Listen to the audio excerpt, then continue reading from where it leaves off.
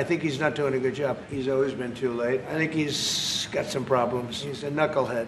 President Donald Trump intensifying his push for Fed Chairman Jerome Powell to cut interest rates or resign, as he weighs taking the unprecedented step of firing Powell before his term ends next May. I don't rule out anything, but I think it's highly unlikely. The president also pushing back on media reports that he showed off a draft of a letter to fire Powell to roughly a dozen House Republicans visiting the White House Tuesday night. Have you drafted a letter? I haven't drafted a letter. So you didn't show a letter to Republican lawmakers last night? No, I talked about the concept of fire him. I said, what do you think?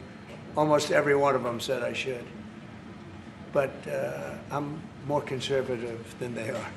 The president has been pushing for lower rates for months, arguing that cheap borrowing power for consumers will boost the economy. But Powell has so far resisted the president's pressure campaign, concerned that lowering the cost of borrowing could stoke inflation. In effect, we went on hold. Earlier this month, Powell said that the Fed likely would have cut rates by now if it weren't for the president's tariff policies, which could cause prices to rise. I mean, it's possible there's fraud involved. On Wednesday, the president also suggested that Powell may have committed fraud, all tied to the ongoing renovation of the Fed buildings, estimated to cost around $2.5 billion. The Fed responded to criticism last week, posting on its website, quote, "The Federal Reserve takes seriously the responsibility to be a good steward of public resources," adding the project will reduce costs over time by allowing the board to consolidate most of its operations. The president also falsely claimed that it was former President Joe Biden that first appointed Powell as chairman, when in fact it was President Trump that did so during his first term.